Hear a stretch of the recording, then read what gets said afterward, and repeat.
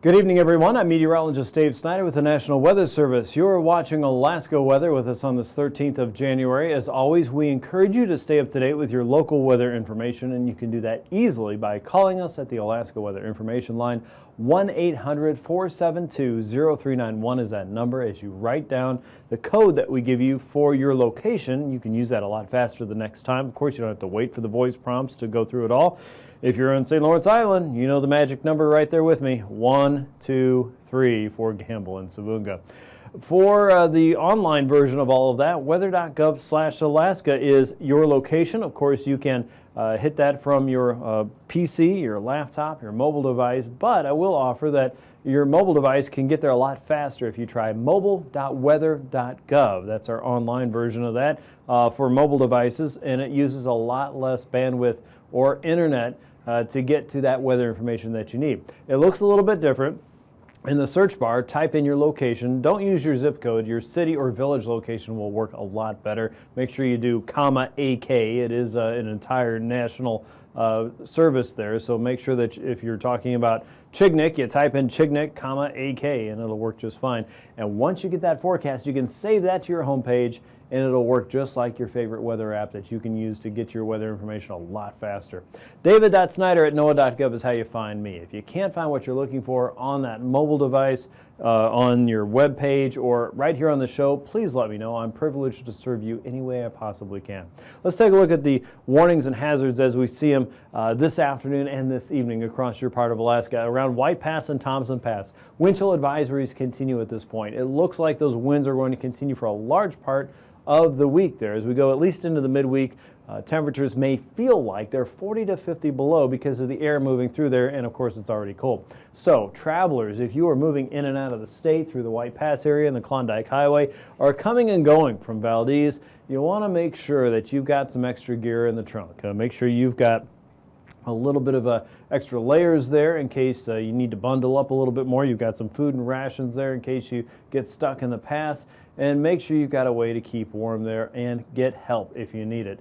Again, this is a kind of a travel advisory there. There's wind chill advisories. Not expecting any snow or blowing snow, but we are expecting to have temperatures feel dangerously cold. And of course, in these situations, frostbite can occur in about 10 minutes or less. Wind chill advisory is also continuing for the upper Tanana Valley there from Eagle out toward Northway. And then as you look further northward, we also have winter weather advisories across the Brooks Range and into the upper Kobuk and Noatak valleys. But blizzard warnings are in effect for the Chukchi Coast as well as the lower Kobuk and Noatak. We're only looking for about 1 to 2 inches of snow, but the problem is it's going to be windy there. Gusts up to about 50 miles per hour are possible in that area, and because of that, visibility could drop for a substantial period of time there.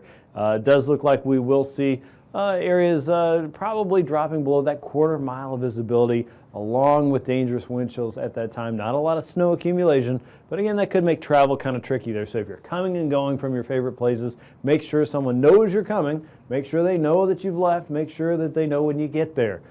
Communicate with your family and friends, and make sure that we keep each other safe in all of our comings and goings across the region there. The upper Kobuk and Noatak, probably not as much wind, probably not as much snow, but the visibility will be close, almost to what we would call a blizzard there. So again, to travel out around Ambler and the upper Kobuk, also a little tricky at times. Now, as you get across the Arctic coast, most of what we're seeing here is wind chill advisories because of the moving wind. And what that means, once again, is those wind chill levels could be anywhere from 40 to 50 below during that windy period. Why is it windy? Well, high pressure is sitting across the interior right now, and as this is a huge stable area of air across the region, and it does not want to move. As such, it looks like we'll continue to see this slowly creep eastward as low pressure builds in across the west. With that, strong southerly winds across the western Bering look like they'll be the rule there, and a deep southerly flow will start to set up across the central and eastern chain. That's all feeding well into the areas above the Arctic Circle, and all of that air going north has to come south somewhere, and right now that's still working its way across the interior and parts of southeast. With that, it means it's going to be windy, and all that air draining out to sea into weak low pressure here across the northern Bering is going to make those passes pretty chilly. All that air moving through the Thompson Pass region, around Yakutat, through the Lynn Canal and the Taku Canyon, as well as White Pass region, it does look like it will drop those wind chills at times to some pretty noticeable levels, and at times even below that 40 to 50 degree threshold there that we would talk about for a wind chill advisory. For the interior, it looks fairly dry. There are some areas of snow working through right now, and as that wave of weather is working from west to east, most areas are seeing at least a little bit of light accumulation, but not a whole lot of significant snowfall right now. You can see that disturbed area stretching all the way from the Chukchi coast into the Alaska range as high pressure is blocking out a lot of that precipitation from falling across the Alcan border at this point. Out across the west, high pressure sitting just north of Adak and Atka at 1,032 millibars. And if you look out even further west, you can see a warm front that's working across the Kamchatka Peninsula. That means a deep southerly flow is working across the western Bering, and as that system is moving eastward, we expect to see some rain and snow developing across the western chain by tonight. For most and southeast, it looks to be a dry period, a windy but certainly a cold period. If you've looked outside at the thermometer, you know it is very cold, and it's going to stay that way, it looks like, for the next couple days. High pressure is pushing air through the canyons and the passes at this point. And because of that, it's going to feel even colder than it actually is. So again, traveling through White Pass, make sure you're ready just in case you have a little bit of car trouble. You're going to want to stay warm. We're also expecting to see a little bit of fog across the region as we go into the next couple days there. Watch for a little bit of ice fog possible, but generally speaking, light snow north and west of the Alaska range out to just about the deltas and the coast there. Up across the north, another trough of low pressure passing across the northern territories, probably just enough to kick up the wind and a little bit of light snow and a little bit of blowing snow across the Chukchi coast for tonight and overnight. That, again, as those blizzard conditions start to subside. Getting into Tuesday, high pressure across the Yukon at 1,042 millibars will be the rule. Again, a very tight pressure gradient here across southeast. That means a lot of cold air draining into the panhandle as we go through your Tuesday and Wednesday. Spotty areas of snow and rain showers out across the Gulf. And then a look out toward the west shows a much stormier situation here. Gales, at least for the central and western chain. We'll probably see pressure levels drop to about 975 millibars there. Warmer weather quickly moving northward will keep that pressure gradient fairly tight across St. Matthew, St. Paul, and St. George, with high pressure sitting across southwest and anchored there at 1,043 millibars. That ridge extends into the Kotzebue Sound region at 1,039 millibars, and that keeps all the cold air in place across the interior all the way out toward the western Yukon at 1,042 millibars. A look up north, looks like snow and some blowing snow will be possible. Wind coming in from the west and northwest should be expected there, and wind chill values will stay fairly low as we go through Tuesday and into Wednesday. So here's a look at Wednesday's map. Not a huge change. The pressure center is still holding right around the Alcan border, and again, that pressure gradient just packed and stacked right over southeastern Alaska. A weak wave of low pressure across the northern Gulf, helping to draw that air in through Prince William Sound and the Copper River Valley, right through the northern parts of southeastern Yakutat as well. All the while, low pressure is creeping in from the west, and it looks like that's holding at around 980 millibars. Out ahead of that, you can see the pressure pattern is packing in here, those lines of constant pressure getting very close together, and as that happens, that means that wind's got to start surging in from the south to make that process work. We expect to see the winds come up across the Bering and across the Bering Strait. Areas of snow and blowing snow may be possible, especially over the ice and the coastal locations there. As high pressure centers up right over Fort Yukon, chances are conditions will be getting colder. Let's take a look at those temperatures. It is going to be a chilly week for southeast, with temps only in the single digits and teens for the overnight period. For the Copper River Valley, for the Upper Tanana Valley, for the Yukon Flats, look for levels in the 20 to 30 degree below range, at least for tonight. For parts of northern southeast around White Pass and Skagway, you're looking at temps around probably 5 to 15. And now across southwest, it looks like areas around the single digits and low teens for Cape Espenberg, northward into the Chukchi coast, anywhere from 0 to about 5 below the North Slope. Also looking at sub-zero readings again for southwest and the Aleutians, anywhere from the 20s to 30s. Nunivak Island, expect about 16, 26 around St. Paul and St. George and South Central, sub-zero around Anchorage and the Palmer, Matanuska, Wasilla area, all the way down toward Kodiak at 26. For the afternoon, look for temps anywhere from 5 to 15 below around the Upper Tanana Valley, 22 below for Fort Yukon. Southwest of McGrath, teens there, 20 around Amonic, southeast, looking for temps in the low to mid-teens, 19 around Sitka and 29 in Kodiak. For Fairbanks, Wednesday morning, about 15 below, 32 below for Fort Yukon. The North Slope should see temperatures anywhere from 5 to 15 below. And around Nome, about 3 above. Southwest, you're looking at temps in the single digits. Southwest, all the way from the Alaska Peninsula and into the Aleutians, I should say, in the 20s and 30s there. Adak and Atka also just above freezing by a little bit. Shemya going down to 29. Kodiak 20. Kenai Peninsula, Prince William Sound, also looking at temperatures Wednesday morning from just below 0 to just above 0 all the way down around Homer. It does look to be a colder afternoon for many in the interior. For the Yukon Flats, 26 below, 20 below around Eagle. Northway a little bit colder still. Single digits and teens for highs in southeast. Southwest getting a little bit milder, and it looks like some areas around Bethel could make it up to about 14 by the end of the afternoon. And now, aviation weather around Alaska. And back with your aviation weather now. IFR concerns will start out in the upper Kobuk and Noatak valleys and across the Chukchi coast. Also across the west there, but you'll notice a broad area of South Central's coastline, Kodiak Island, and really a large chunk of the Bering should be generally VFR. Watching for marginal conditions to hover offshore of southeast itself, especially the inner channels, looking to be VFR to start your Tuesday morning all the way around toward Yakutat. We will have widespread marginal concerns there and IFR across some of the eastern Alaska Range passes in the upper Tanana Valley. That's not going to change a whole lot as we get into the afternoon. You'll notice that continuing across the Alcan border. We also see an increasing area of IFR across the Chukchi and the Beaufort Seas by about Tuesday afternoon. Some of that will push southward into the North Slope and up against the Brooks Range there. Once you get past the summits, it looks to be VFR on the downward side here, but as you get into the Yukon Valley and parts of the Alaska Range, that will still be marginal as we go through the afternoon. Also looking for marginal concerns around the Bering Strait. Out across the west, the next frontal boundary is bringing in IFR. You'll see that shifting eastward by Wednesday morning, stretching all the way up toward St. Lawrence Island, St. Matthew, the Pribilovs, and down toward Adak and Atka, with improvement noted to the west of that, back to marginal very quickly, though, as you head west of Shemya and Kiska Island.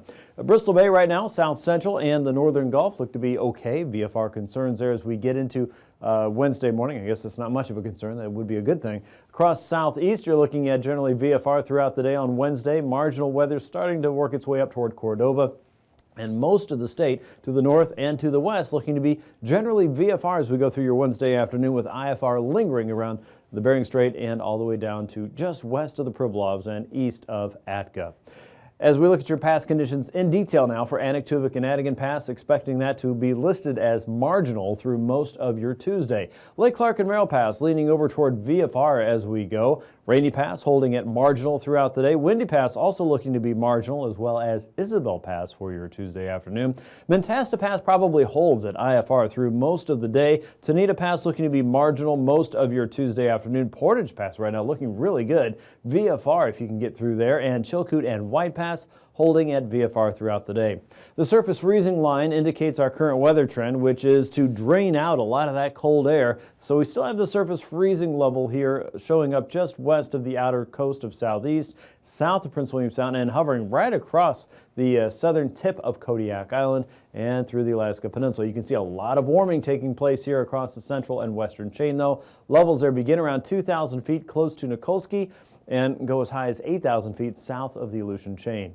Icing potential is generally limited right now. You can see areas of icing concerns across the Beaufort Seacoast all the way down to the central and eastern Brooks Range and some of the highest peaks there.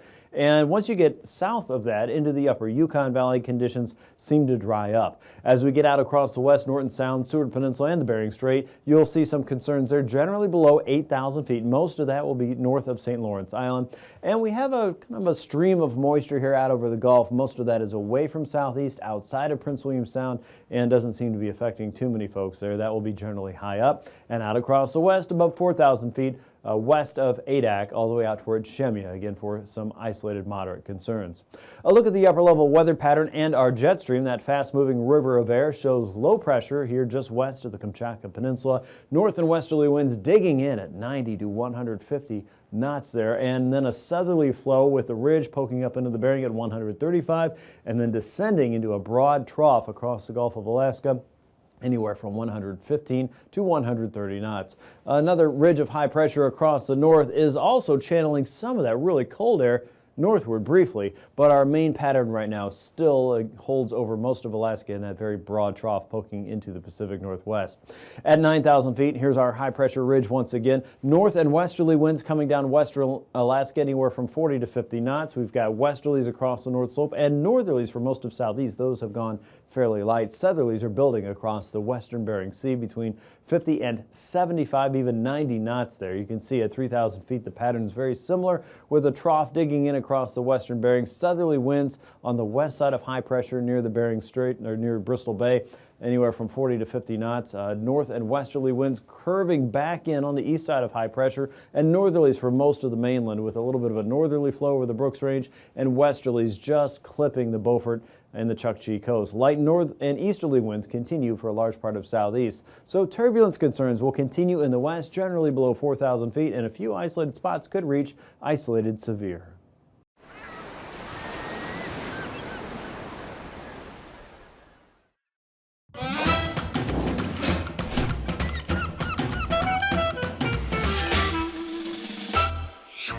Ever been to the beach and noticed litter like plastic bottles or foam takeout containers on the sand? Or maybe you've been to a river or bay where there's a bag or a car tire stuck in the mud on the shore, or a bunch of deflated balloons that say "Happy Birthday" floating in the water? All of that junk in the water or on the shoreline is considered marine debris. It's anything solid and man-made in the ocean or Great Lakes that is not supposed to be there. And anything people use every day can become marine debris if they don't dispose of it properly. And I mean anything. The most common items we find when we do shoreline cleanups are plastics. But we also find rubber, cloth, glass, metal, and paper litter. Sometimes the debris is so tiny, like a plastic microbead from your face wash, that you can barely see it in the water. Marine debris is more than just trash in the ocean. Sometimes fishers lose their gear like fishing traps, nets, or fishing line, and it continues to drift through the water, catching animals for a long time. We call that derelict fishing gear, and it's marine debris. Have you ever seen an old boat left behind on a shoreline? Abandoned and derelict vessels are also marine debris. So let's review. Anything we use every day can become marine debris if we don't dispose of it properly or if it goes into the water by accident. Marine debris can be very small or can be very big, and anything in between. But most importantly, marine debris is one of the biggest pollution problems facing the world's oceans and waterways today.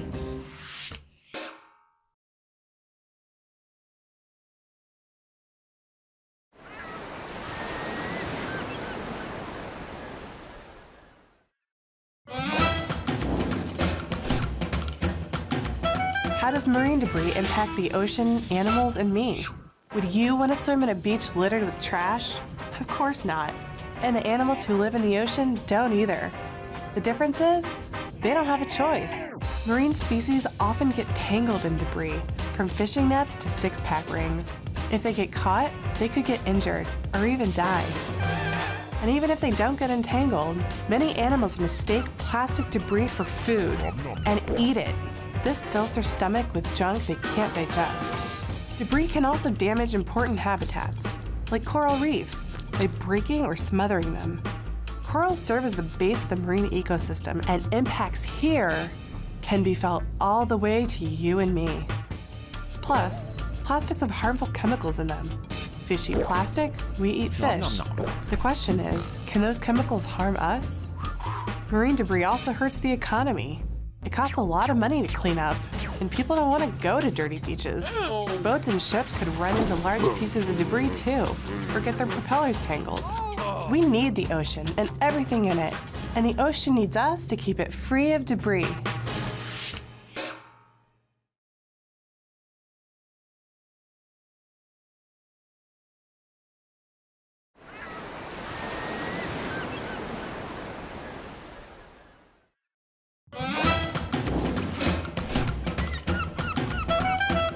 What can we do about marine debris? A lot of the trash that's in our ocean is plastic. And that marine debris is hurting our environment, economy, and health. The problem will only get worse. Unless we change the way we consume and dispose of products. There are solutions. And together, we can prevent litter from ending up in the ocean. Some people might say, Well, I'm just one person, so I can't make a difference. but that's just not true. If each person who creates trash, and that's just about everyone, took action, it would add up to a whole lot of change. So what can we do? Well, the ultimate solution is prevention. And we need to keep that as our highest priority. We can reduce, reuse, and recycle to keep debris out of the ocean in the first place. You can bring your own shopping bag, drink out of a reusable bottle, and participate in things like a shoreline cleanup. Join a group cleaning up the beach, or grab some friends and clean up your street. It's easy. Be more conscious of how many disposable plastic items you're using. And if you do, Where are you putting it? In the trash can? Whoops. Or in the recycling bin? so here's the challenge. The next time you finish using a throwaway item, a bag, a bottle, or utensil, answer the question, where is this going? Because ultimately, when you throw stuff away, there really is no away. It has to go somewhere. So keep asking yourself this important question. How will you keep your trash from becoming marine debris?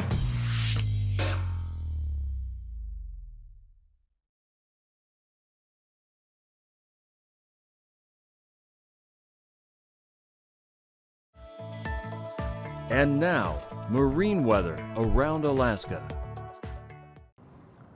Welcome back to Alaska Weather. Let's start off by looking at the sea ice conditions analyzed by our sea ice desk this morning. You can see that the pack ice is slowly moving north again and northeast with strong Bering Sea low moving in and a frontal system. You can also see some openings there near St. Lawrence, just on the north side of that, and also into Norton Sound and the Dome Leads. The marine forecast for southeast on Tuesday, strong gusty winds out of the inside waters on the northern and central portion of that inside waters with heavy freezing spray through Tuesday over much of that region. Again, northerly winds 25 to 30, 15, jumps down to 15 knots there as you get into the southern part of that inside waters. Out on the Gulf Coast, we're going to be seeing winds from the east at 20. On Wednesday, still strong northerly winds to 45 knots, gust of 45 there in the Taku winds probably, with winds generally from the north at 30 to 45 with seas as high as 12 feet in the northern section of the inside waters. Again, out on the Gulf, we're going to be seeing easterly winds 20 to 30 knots.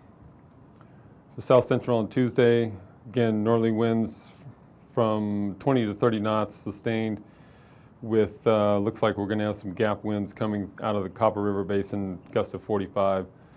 Out on Cook Inlet, we're going to be seeing northerly winds 10 to 20 with northwesterly at 45 with seas as high as 11 feet. There's Kemisak Bay. And then Barren Islands, northeasterly at 40 knots with seas as high as 14 feet. And Wednesday, again, northerly winds, Prince William Sound. Again, also from the north, from 25 to 30 across much of the rest of the Gulf. And then in Cook Inlet, we're going to be seeing winds dying down a little bit, generally from the north, 10 to 25 knots. Out in the peninsula and Kodiak Island, around Kodiak Island, we're going to be seeing winds generally from the northwest at 35 knots, seas as high as 14 feet there. And then as you get out into the Alaska Peninsula, we're going to be looking at generally winds from the northeast at 20 to 30, and in Bristol Bay, 25 knots. Wednesday's forecast for Kodiak Island, winds switch around to the northeast, 20 to 30, and then out along the Alaska Peninsula, generally from the east at 40 knots with that front approaching, and then Prince William Sound, Bristol Bay at 30 knots from the east. As you get into the Aleutian Change, we're going to have a strong front moving through. Again, winds from the southerly direction, 40 to 50 knots there, and then out into the western part of the Aleutian Chain, 55 knots with seas as high as 25 feet. And then behind that system, on Wednesday, we're going to have winds out on the western part moving from the west at 30 knots, and then as you get into the eastern part of that region, winds generally from the south at 28, seas as high as 28 feet. For the west coast on Tuesday, we're going to be looking at winds generally along the ice pack from a southerly direction, 20 knots. Then as you get out into St. Lawrence Island, and winds generally from the southeast at 30. And on the west coast on Wednesday, we're going to be looking at winds, offshore winds, 35 to 40, and then 45 to 50 out there as you get into the Pribs, with seas as high as 24 feet. Tuesday's forecast, Arctic coast, we're going to be looking at Beaufort Sea, 25 to 30, and along the west there and through the Bering Strait, we're going to be looking at winds 10 to 20 from the south, and then as you get on the other side of that Bering Strait, 15 to 25 from the west. And on Wednesday, again, Beaufort Sea, we're going to be looking at seas from the west at 20 to 30, and then down through the Bering Strait, generally from the southeast at 25 to 40, and northwest coast, we're going to see at 15 knots. Tonight's weather, we're going to be looking at, again, a strong approaching system through the Aleutian chain, and again, low pressure system in the Gulf with scattered snow showers there, and again, weak trough through much of the mainland, bringing weak snow showers there. And high pressure dominates through much of the Canadian region, with cold air moving through southeast Alaska. Generally weak snow showers through much of the mainland and across Alaska range. Again, there's that nice low pressure system moving into the Bering Sea. These forecasts are for planning purposes only. Call 1-800-WX-BRIEF for a formal pre-flight briefing. Always file a flight plan before you go flying. The U.S. Coast Guard Auxiliary urges you to leave a float plan with a friend or the harbor master before you go boating.